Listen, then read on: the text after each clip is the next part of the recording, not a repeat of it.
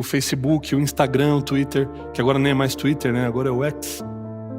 No final das contas, eles vão servir para uma coisa: para provar que a ausência de uma vida de comunhão e de oração não foi por causa de falta de tempo. As redes sociais, essas coisas que nos cercam, no final das contas, elas vão servir para evidenciar que a ausência de uma vida de comunhão e de oração não foi por falta de tempo. Para quem você tem olhado? Se inscreva no nosso canal para ajudar a compartilhar a palavra de Deus para mais pessoas. Eu quero começar a nossa reflexão de hoje contando para vocês uma história que eu conheci há algum tempo, que era a história do Oriosvaldo. Tem alguém com esse nome aqui, não? Oriosvaldo, um nome incomum, por isso a história me chamou a atenção já pelo nome. E o Oriosvaldo, ele era um camarada que até um certo tempo ele tinha e levava uma vida normal, até que ele começou a enfrentar um problema. E o problema que o Oriosvaldo passou a enfrentar é que ele não conseguia mais dormir às noites. E eu não sei se você já passou por isso, mas esse problema realmente incomoda, mexe com o seu humor, mexe com tudo. Mas ele não conseguia dormir, não é porque necessariamente ele tinha insônia, ele tinha sono, mas por que ele não conseguia dormir? Porque quando ele se deitava na cama, estava quase pegando no sono, ele tinha a sensação de que tinha alguém embaixo da cama. E aí ele ia olhar para ver se tinha alguém embaixo da cama, e ele constatava que não tinha ninguém, voltava a cabeça no travesseiro e tentava pegar no sono. E aí quando ele estava quase pegando no sono, vinha aquela sensação de novo de que tinha alguém embaixo da cama. E isso o incomodava tanto, que o que ele fazia? Ele ia dormir embaixo da cama. E aí ele pegava o travesseiro, ia para baixo da cama, e lá embaixo da cama, quando ele estava quase pegando no sono, ele tinha a sensação de que tinha alguém em cima da cama. E é por isso que ele não conseguia dormir. Porque ele ficava assim, indo para baixo da cama, para cima da cama, e ficava incomodado demais, não conseguia lidar com aquilo, e passava a noite sem claro. Até que um dia, passeando no centro da cidade, ele reencontrou um amigo de infância. E aí, conversa vai, conversa vem, o amigo disse para ele que tinha se tornado um psicólogo, e aí esse amigo disse, ele aproveitou, você é psicólogo? Deixa eu te contar uma coisa aqui então, eu estou enfrentando essa dificuldade, esse problema aí. E aí o psicólogo, você precisa realmente de uma terapia. Eu posso acompanhar você, fazer esse tratamento com você para te libertar disso aí. Tá aqui o meu cartão, entre em contato lá no consultório, marca uma consulta e eu acompanho você, ajudo você. Aí o Oriosvaldo ligou lá, e aí ele precisava de umas consultas a mais e tudo. Eu sei que ele falou, olha, R$1.500 por mês vai ficar meio pesado para mim agora. Acabou não marcando a consulta e não indo lá fazer a terapia para resolver esse problema. Mas um dia o Oriosvaldo foi cortar o cabelo. E aí aqueles papos de salão, né? Papo de barbeiro, de cabeleireiro. Ele contou para o cabeleireiro o problema que ele estava enfrentando. E falou, mas aí ia ficar R$1.500 por mês, a consulta, o tratamento não tem essas condições e tal. E aí o amigo falou assim, faz o seguinte, se você me der R$10 eu resolvo o seu problema. Ele falou, não, você está brincando. Ele falou, estou falando sério. Dá R$10 que eu resolvo o seu problema. Só que eu preciso ir lá na sua casa. Não, tá bom. Acrescentou R$10 ao corte ali, levou o amigo cabeleireiro lá na casa dele, e o amigo cabeleireiro foi lá e cortou os pés da cama e resolveu o problema. Simples, né? Simples. A nossa vida já é por demais complicada. E o que as pessoas desejam é uma solução simples. E a simplicidade é algo que me encanta e talvez encante você também. E a simplicidade, ela tem encantado, na verdade, muitas pessoas e tem sido diferencial de muitas empresas, de muitos produtos. Quem é da minha geração passou por uma série de transições aí, mas vai se lembrar dos aparelhos de rádio e dos aparelhos eletrônicos em geral, da década de 80, 90. E naquela época, quanto mais botões e quanto mais luzes, melhor. Mas de um tempo para cá, o que foi acontecendo com esses aparelhos e com esses produtos? Eles foram ficando cada vez mais simples. Mas não é um simples de piegas, de medíocre, de simplista ou simplório. é um simples de sofisticado, de moderno. E eles trabalharam muito esse conceito da simplicidade. Tanto é que hoje você tem a maioria dos celulares que não tem nem botão. Você simplesmente toca na tela, ela ativa tudo ali.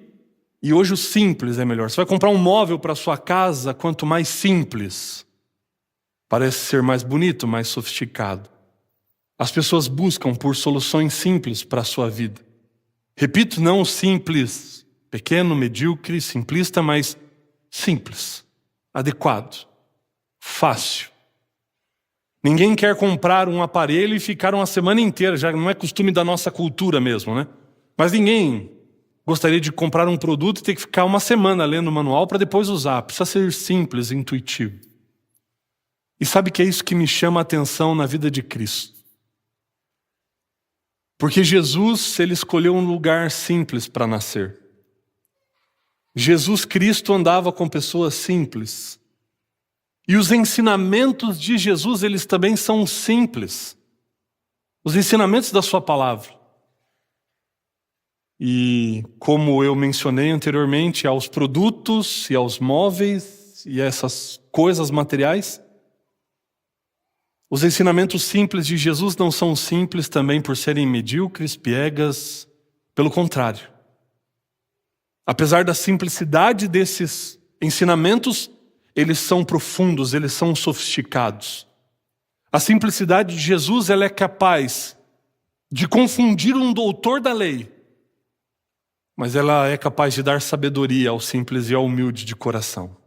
Essa é a simplicidade dos ensinamentos de Jesus.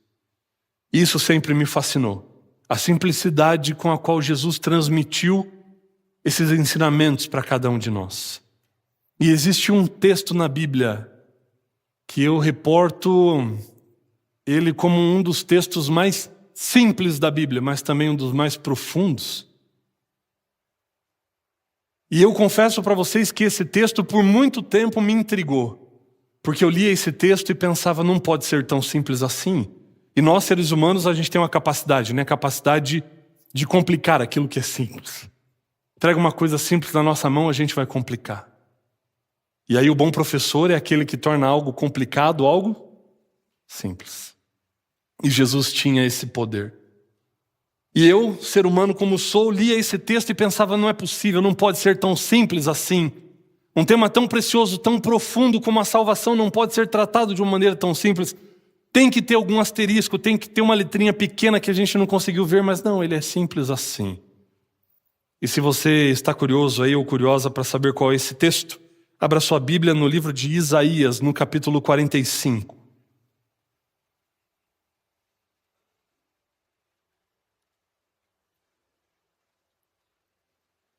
Isaías, capítulo 45. Enquanto você acha o capítulo e antes de falar qual é o texto,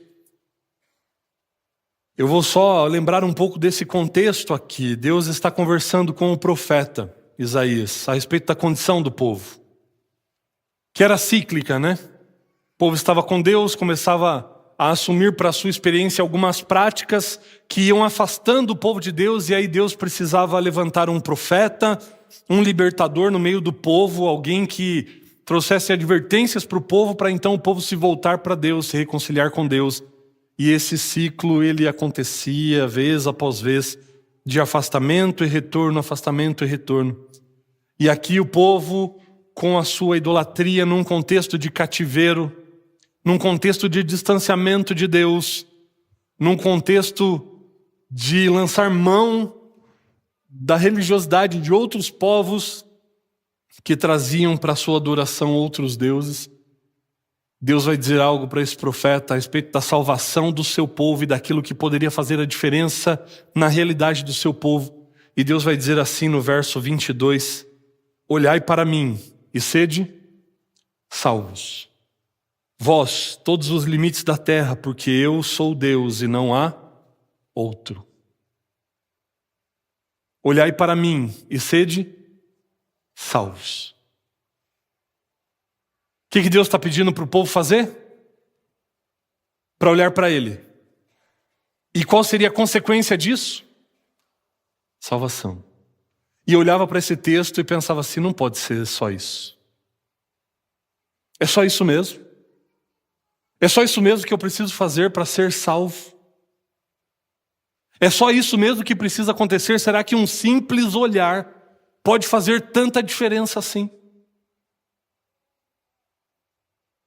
E eu pensava, o que tem mais? E eu fui refletir a respeito disso. Fui pesquisar mais a respeito disso.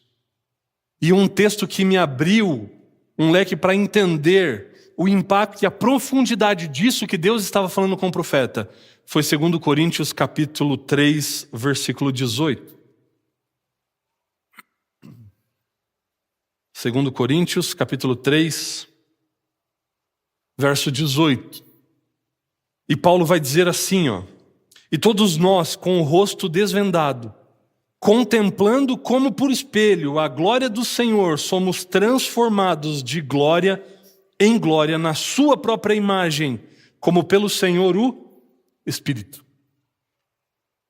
Em outras palavras, o que Paulo está dizendo aqui? Ele está dizendo algo que uma escritora americana colocou da seguinte maneira: pela contemplação nós somos transformados. E isso me acendeu uma luz de um possível caminho para entender o que Jesus estava querendo dizer, ou melhor, que Deus estava querendo dizer para o profeta. Quando ele diz, olhai para mim e sede salvos, o apóstolo Paulo vai dizer que quando nós contemplamos alguma coisa, e nesse caso aqui a glória do Senhor, nós somos transformados de glória em glória. E o que é glória? E aí eu me valho da definição que um professor meu do seminário, o pastor Rubem Aguilar, deu sobre glória, a definição que ele apresentou para nós. O que é glória? E ele dizia que glória é o conjunto de atributos que torna uma pessoa excelente, isso é glória. E Deus é glorioso por conta dos atributos que ele tem, que ele reúne. E quando Paulo vai dizer isso aqui, nós somos transformados de glória em glória, é que ao contemplarmos a glória do Senhor, ou seja, ao contemplarmos os seus atributos, nós somos transformados por esses atributos. E desenvolvemos naquilo que é possível ao ser humano, esses atributos também de bondade, enfim, de tudo que existe na pessoa da divindade. Então ele vai abrir esse caminho para dizer que nós somos transformados pela contemplação. E aí a pergunta que eu faço para você é: para onde você tem olhado ou para quem você tem olhado? Porque a verdade é que você vai ser transformado à imagem e à semelhança daquilo ou do que você contempla. E é só você olhar quem está fazendo sucesso e veja quantas pessoas tentam replicar o que essas pessoas fazem. No corte de cabelo, no jeito de se vestir, na maneira de se comportar, porque você é transformado à imagem daquilo ou do que você contempla. E a contemplação, ela é tão poderosa, o efeito dela, que ela pode transformar e minar os seus conceitos, os seus princípios e os seus valores. Quer ver alguns exemplos? Você vai alugar um filme, e aí eu vou pegar uma referência que é mais de quem é da minha geração mesmo. Você vai assistir um filme, e aí esse filme tem uns caras bonitinhos lá, um Brad Pitt, um George Clooney. Tem esses carinhas ali, não sei se o Matt Damon estava nessa também ali, mas você vai ver uns caras bonitinhos, não estão ainda no nível do pastor Igor, mas são bonitinhos os caras ali. Você vai assistir o filme dele, só que 11 Homens e um Segredo. Eles fazem parte de uma quadrilha que pratica assaltos. E aí o filme ele vai te envolvendo de tal maneira que no meio do filme você está torcendo para um crime dar certo. É assim ou não é? Eu vou usar um outro exemplo, que não é muito do nosso costume, mas a título de exemplo só. Isso serve tanto para novela, quanto pode servir para uma série também, mas na novela eu acho que isso é mais característico. Embora eu não assista, mas eu ouço os comentários, eu sei. Tem novela sem traição, sim ou não? Não tem, tem que ter uma traição ali para dar o ibope, para dar uma... Mas como que acontece o enredo do negócio ali? Tem uma família, aquela família margarina, né? Propaganda de margarina, uma família bem constituída, bem estabelecida, o esposo ama a esposa e tal, e de repente na trama aparece a figura da outra. E a outra começa a dar em cima desse camarada que é casado. Num primeiro momento você, cristão, seguidor dos princípios e valores da Bíblia, você olha aquilo e você fala, não pode, está errado esse negócio. Mas aí a trama vai se desenvolvendo de tal maneira que a mulher começa a fazer papel de má e a outra começa a fazer papel de boazinha.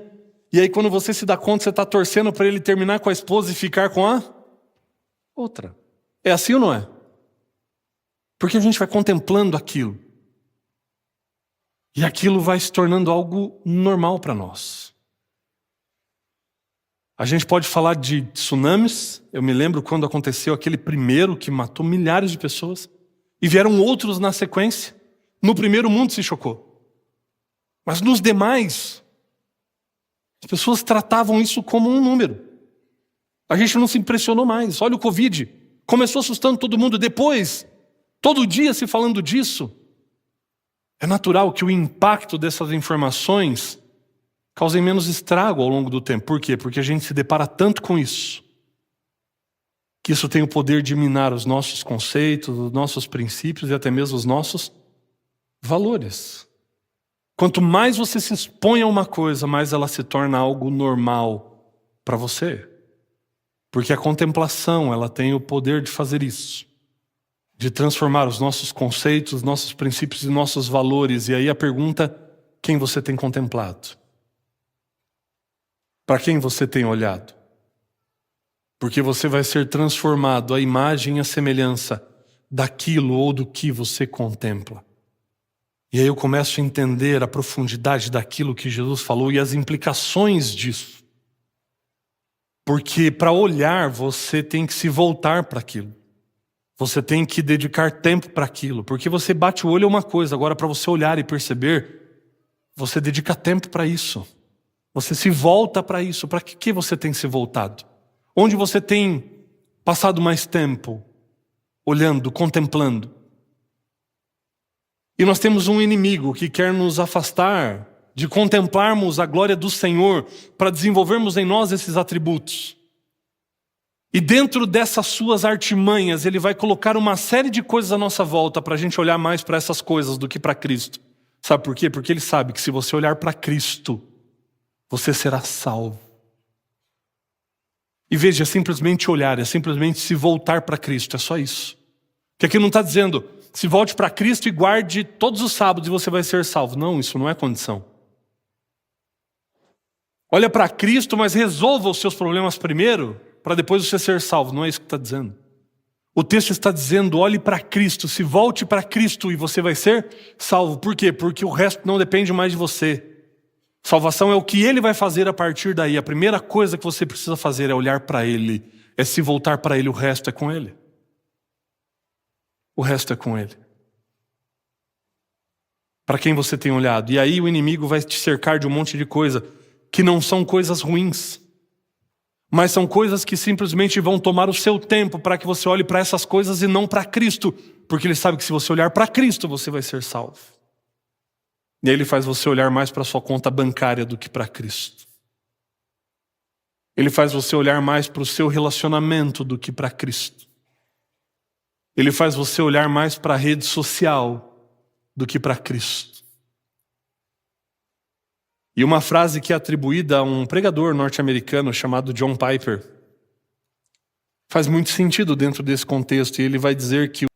E dentro dessas armadilhas ele vai fazer você olhar mais para você mesmo do que para Cristo. Vai se preocupar mais com as curtidas, com os likes, com os compartilhamentos, do que com ter uma vida de comunhão com Cristo Jesus. E pensando ainda a respeito disso, quando Deus diz, olhai para mim, vocês vão ser salvos, eu fico pensando, será que realmente isso é tão impactante? Eu já entendi, pela contemplação nós somos transformados, mas qual é o impacto disso na vida prática e real? Vá comigo até o Evangelho de João, no capítulo 7. Eu não sei se você já prestou atenção nessa história, porque várias vezes eu tinha lido os evangelhos, mas essa história não tinha ainda me saltado, eu passei muito rápido por ela. Mas, olhando para essa história, à luz do que nós estamos tratando aqui, o que aconteceu aqui é impressionante. Isso é muito impactante. Evangelho de João, capítulo 7. E nós vamos ler o verso 32 primeiro. Os fariseus, ouvindo a multidão murmurar estas coisas a respeito dele, de Jesus, juntamente com os principais sacerdotes, enviaram guardas para o prenderem. Era a festa da Páscoa. Jesus e uma multidão tinham ido para Jerusalém. Mas para não causar tumulto na cidade, Jesus se retira da cidade e vai pregar no campo. E muitas pessoas vão lá para ouvir Jesus. Muitas pessoas vão acompanhar. Porque estava numa época e numa fase do ministério de Jesus onde ele arrastava multidões por onde ia. E isso incomodava os líderes religiosos da sua época, os fariseus, os sacerdotes, que não viam na figura daquele homem o Messias. E o que eles fazem? Incomodados com tudo isso, incomodados porque ali tinham muitas pessoas, imaginando a hipótese de uma possível rebelião contra o poder estabelecido, eles se preocuparam. E o que eles fizeram? Chamaram guardas e deram uma ordem muito clara para esses guardas: agora vocês vão até onde Jesus está pregando e tragam-no preso aqui. Eles pediram isso para os guardas. Eram pessoas treinadas a fazerem isso, porque eles eram os responsáveis pela segurança da cidade, principalmente do templo. Eles eram preparados para isso, eles já tinham feito isso várias vezes, já tinham prendido as pessoas. Eles tinham equipamento para isso, tinham força para isso, tinham quantidade para isso. E eles foram lá para cumprir essa ordem que tinha sido dada para eles. Vão lá e prendam Jesus. E eles foram. Só que quando eles chegaram onde Jesus estava pregando para aquela multidão, eles fizeram uma coisa que fez toda a diferença nessa história. Sabe o que eles fizeram? Eles olharam para Jesus.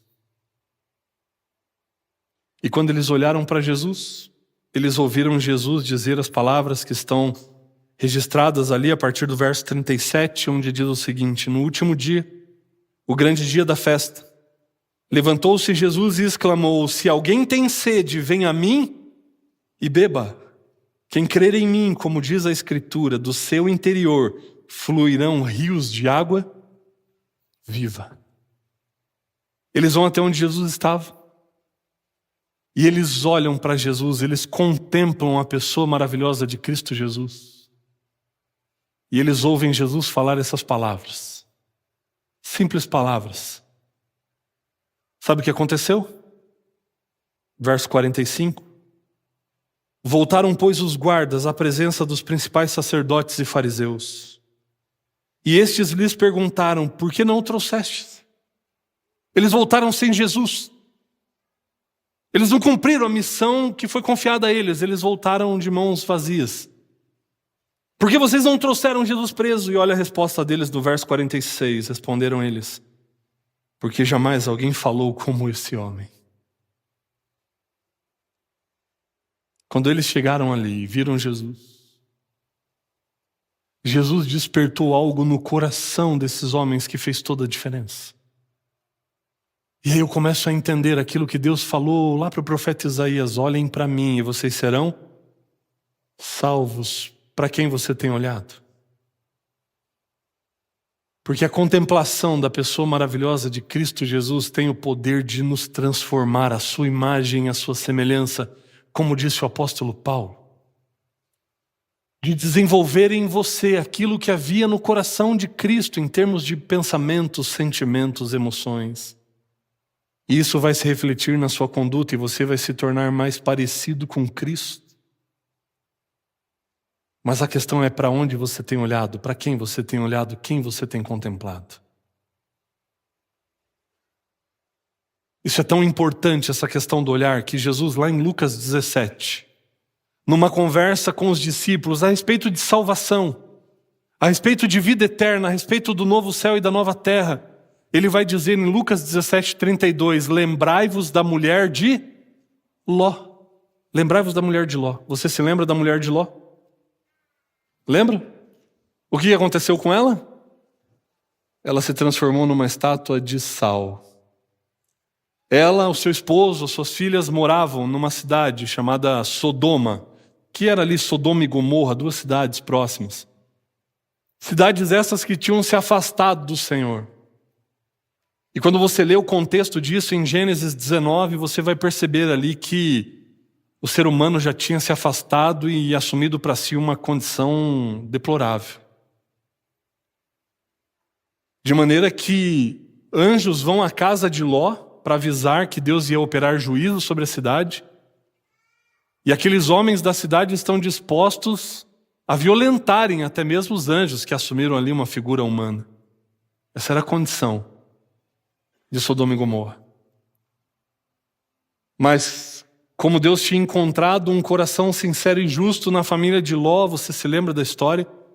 O anjo os coloca à porta da cidade e dá uma ordem para eles: agora vocês vão e não olhem para trás. Não olhem para trás. E eles começam a se afastar da cidade. E à medida que vão se afastando, o fogo começa a descer do céu. Deus vai operar juízo sobre os moradores de Sodoma e Gomorra. E o que acontece com a mulher de Ló? A Bíblia diz que ela olhou para trás. E ela se transformou numa estátua de sal. Agora existe um detalhe interessante quando você vai ler o texto no hebraico. No texto original. Porque no texto original, o que o anjo diz, na verdade, não é só não olhe para trás. Ele usa duas expressões ali. E essas expressões têm que ver o seguinte: não olhe e não permaneça. O que o anjo estava querendo dizer era: leva a vida de vocês para uma outra realidade, para um outro lugar. E quando a Bíblia diz que ela olhou para trás, esse gesto de ter olhado para trás, com esses termos que são usados ali, dá a entender para nós que ela não só olhou para ver o que estava acontecendo na cidade, mas se voltou para tudo que ela tinha vivido ali. Se voltou para tudo que aquilo representava para ela. Ela olhou desejando estar lá, querendo permanecer lá. E essa é uma implicação do olhar. Para você olhar para alguém, você tem que se voltar para essa pessoa. Você tem que se direcionar para essa pessoa. Para quem você tem se direcionado? Para quem você tem olhado? Porque o convite de Deus para mim e para você hoje é: olhem para mim e vocês serão salvos. E como pastor eu atendo muitas pessoas para aconselhamento, para lidar com momentos difíceis, com dúvidas, com incertezas. Pessoas às vezes desanimadas na fé. Sabe onde está o ponto da maior parte desses problemas enfrentados? A maior parte dessas coisas que nós sentimos e que vêm como consequência na nossa vida é porque nós deixamos de olhar para Cristo. Isso não significa que os problemas não acontecerão. Ele mesmo disse: no mundo vocês terão aflições, mas tenham um bom ânimo, porque eu venci o mundo. Então assim, eu tenho aflição, mas para quem é que eu tenho que olhar? É para Ele. Porque não é que olhando para Ele eu não vou ter os problemas, os obstáculos, é que olhando para Ele eu vou conseguir transpor tudo isso. Eu vou ter clareza para olhar para as situações da vida, porque Ele ajusta o foco da minha vida. Ele me ajuda a olhar para mim mesmo, para as pessoas, para as situações de outra maneira, de outra perspectiva. Por isso Ele diz: olhem para mim. E aí quando a gente olha para Ele, a gente ajusta o foco. E eu poderia mencionar aqui tantas histórias. Olha a diferença daqueles homens que foram espiar a terra prometida. 12 homens. Eles foram olhar a terra e eles voltaram para dar um relatório para o povo. Você lembra o nome de 2 deles só? Josué e Calebe. E o nome dos outros? Porque eles olharam para aquilo com foco desajustado, olharam para os gigantes que haviam na terra, da perspectiva deles para o gigante. Mas Josué e Calebe olharam da perspectiva de Deus. Eles olharam primeiro para Deus. E aí Deus fez os gigantes parecerem pequenininhos. O mesmo vai acontecer com Davi. Quando vai enfrentar Golias, o exército inteiro tremendo, Saul tremendo. Por quê? Porque não olharam para Deus primeiro. Aí Davi olha para Deus, e quando Davi olha para Deus, o gigante fica pequenininho. Para quem você tem olhado? Quando você olha para as pessoas, quando você olha para si mesmo, quando você olha para as coisas materiais, aí a gente sente vontade de sair da igreja, a gente sente vontade de abandonar a fé, a gente sente vontade de um monte de coisas. Mas quem olha para Cristo não tem essas vontades. Porque Cristo ajusta o foco. Cristo ajuda a gente a olhar para situações e para a vida de uma perspectiva diferente, que é a perspectiva que Ele vê as coisas. Para quem você tem olhado? A questão é que quando eu olho para Cristo, eu entendo o meu valor.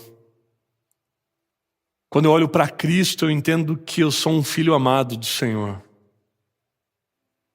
E talvez eu esteja falando para alguém que tem se olhado no espelho, e talvez alguém tenha acordado e se olhou no espelho e se achou um lixo. E tem se olhado no espelho e tem pensado, eu não tenho valor algum, eu não sirvo para nada. Você precisa olhar para Cristo, porque Cristo vai ajustar o seu foco. Cristo vai ajudar você a entender realmente quem você é e qual é o seu valor. Por isso, apesar de ser um verso tão simples, é um verso tão poderoso. Quem aqui? Estou vendo vários casais. Você lembra como foi quando vocês se apaixonaram? Lembra? Vocês se lembram? Eu aposto que vocês acordaram de manhã, se olharam no espelho e falaram assim, hoje eu vou começar a amar alguém. Foi assim ou não? Não é assim que acontece, né? Como é que é? De repente, os olhares se cruzam e você começa a sentir um negócio que você não estava sentindo até então. Você começa a sentir uma coisa diferente. Deu aquele choquinho, né? Bateu aqui dentro. É isso que acontece quando você olha para Jesus. Quando aqueles guardas foram até lá para prenderem Jesus, eles sentiram algo diferente. Porque é isso que acontece quando você olha para Jesus. Ele é diferente. Ele vai despertar dentro de você uma coisa incontrolável. Porque isso depende dele, não depende de nós. Foi isso que aconteceu com aqueles guardas. Quando eles olharam para Jesus, Jesus despertou no coração deles uma coisa que eles não tinham sentido. De maneira que eles não conseguiam fazer aquilo para o qual eles foram treinados. Eles não conseguiram pegar um homem. Por quê? Porque teve resistência do povo? Porque a multidão não deixou? Não. Foi porque esse homem fez uma coisa aqui dentro. Ele mexeu aqui dentro. Foi por isso que a gente não conseguiu. Porque a gente nunca ouviu alguém falar como ele falou. É por isso. Como eu repeti, como eu disse, no último sermão que eu preguei aqui. Você pode ler todos os evangelhos, você não vai ver alguém que simplesmente passe por Jesus, porque é impossível simplesmente passar por ele. Quando você tem um encontro com Jesus, você precisa tomar uma decisão. Porque ele vai despertar algo em você. E aí você vai entender o que Paulo vai dizer lá em Efésios 2:8, que ele vai dizer que nós somos salvos pela graça, mediante a fé. E isso não vem de nós, mas é um dom de Deus. O que é que não vem de nós? A graça ou a fé? Os dois. As duas coisas não vêm de nós. A graça é Ele quem concede, mas a fé é Ele quem desenvolve em nós. À medida que nós olhamos para Ele, Ele desperta em nós essa confiança que nós podemos ter nele.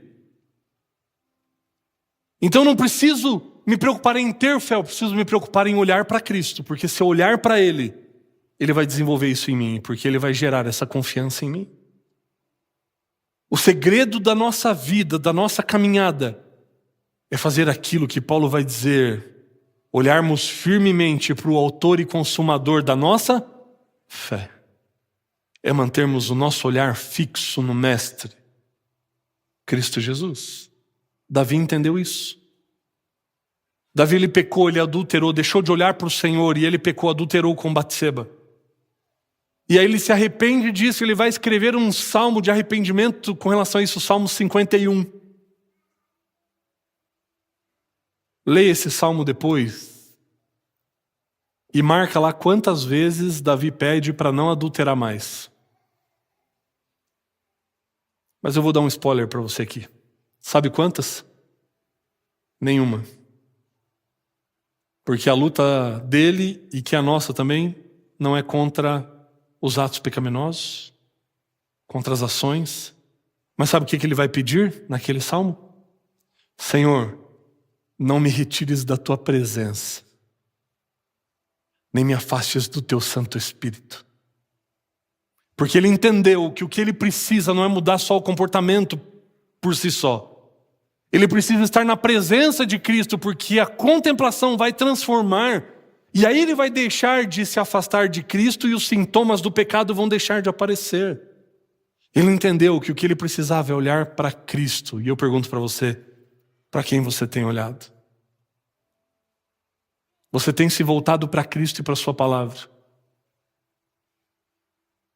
Porque não há como olhar para Cristo de outra maneira que não seja a leitura da sua palavra, a oração, o testemunho. É assim. É através de um tempo de comunhão a cada dia, olhando para a pessoa de Cristo através da sua palavra, que você vai contemplá-lo na beleza da sua santidade. Isso não significa que você não vai ter problemas, porque Ele garantiu isso para nós. No mundo vocês vão ter aflições, mas tenham um bom ânimo, porque eu venci o mundo. Então olha para quem venceu.